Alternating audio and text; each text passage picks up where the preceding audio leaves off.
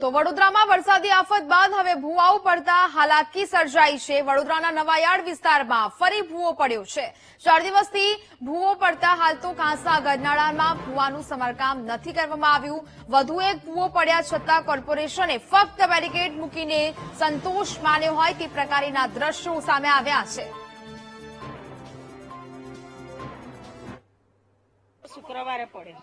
શુક્રવારથી રજૂઆત કરી છે, આજે મંગળવાર થયો, તમે વિચારો 6થો દિવસ થયો, પણ કમિશનરને આજે આવવાનો ટાઈમ મળ્યો। મેં ગઈકાલે કમિશનરશ્રીને ફોન કર્યો હતો, ફોટા મોકલ્યા હતા કે આટલો ગંભીર મોટો ભૂવોને પણ કૂવો પડ્યો છે, મોતનો કૂવો છે આ, કારણ કે સામે ગૌપાલકો રહે છે, આ મેઇન રોડ છે, આ સ્મશાન છે। તમે અત્યારે પણ જોઈ રહ્યા છો કે અહીંયા સ્મશાનની અરથી હમણાં આવેલી હતી, તો કોઈને ને કોઈને જાનહાનિ થાય એટલો મોટો કૂવો છે, તો તમે તાત્કાલિક કામગીરી કરાવડાવો। કમિશનરશ્રીએ કીધેલું હું રાઉન્ડ મારીશ, આજે રાઉન્ડ મારીને પણ ગયા, પણ આ પ્રોપરલી કામગીરી નહીં થાય ને તો ફરી ભૂવો પડશે।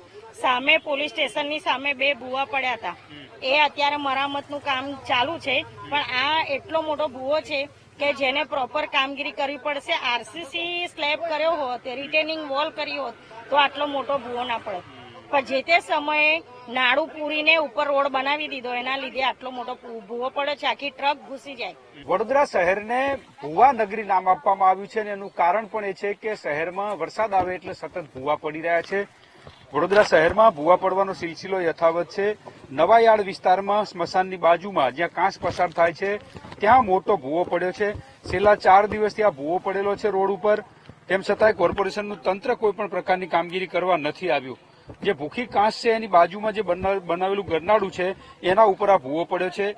કોઈ અકસ્માત સર્જાય તો જવાબદાર કોણ? કારણ કે છેલ્લા 4-5 દિવસથી જે વરસાદ પડી રહ્યો છે અને વરસાદના કારણે સતત શહેરમાં અનેક જગ્યાએ ભૂવા પડી રહ્યા છે। આ 4થો ભૂવો છે 4 દિવસની અંદર, એટલે રોજે એક ભૂવો પડવાનો સિલસિલો ચાલી રહ્યો છે। કોર્પોરેટર રજૂઆત પણ કરી રહ્યા છે કે અમારે ક્યાં જવું રજૂઆત કરવા, કારણ કે કોર્પોરેશનનું તંત્ર છે એ આ જે વ્યવસ્થા છે કરતું નથી। 4 દિવસથી ભૂવો પડ્યો છે। શું કહો છો જહાભાઈ? 4 દિવસથી ભૂવો પડ્યો, હજુ તંત્ર પહોંચ્યું નથી, કામગીરી નથી કરતા।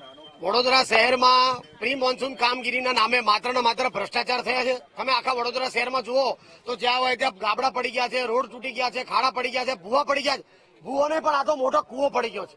એટલે પ્રી મોન્સૂન કામગીરીના નામે જે પ્રકારે કરોડો રૂપિયાનો ખર્ચો કર્યા પછી પણ લોકોના ટેક્સના રૂપિયાનો જે દુરુપયોગ થઈ રહ્યો હોય અને વડોદરા શહેરમાં પૂરની પરિસ્થિતિ ઉભી થતી હોય તો માત્ર ને માત્ર શાસક પક્ષની જવાબદારી છે।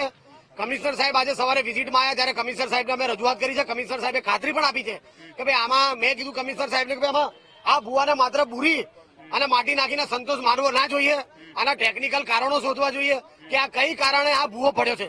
તમે જુઓ કે આ કોઈ અજાણા વાહનો આવે, અજાણી વ્યક્તિ આવે અને વરસાદ ચાલુ હોય અને આ ભૂવામાં પાણી ભરાયા હોય તો કોઈ જાનહાનિ થવાની શક્યતા છે।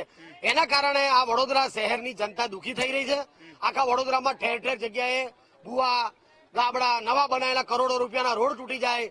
આ રોડ 6 મહિના પહેલા જ બનાવ્યો છે। આ રોડ 6 મહિના પહેલા બનાવ્યા પછી પણ જો આમાં ગાબડા પડી જતા હોય તો ભારતીય જનતા પાર્ટીના શાસકો છેલ્લા 30 વર્ષથી શાસનમાં છે। માત્ર ને માત્ર ભ્રષ્ટાચાર, પ્રી મોન્સૂન કામગીરીના નામે માત્ર ને માત્ર ભ્રષ્ટાચાર।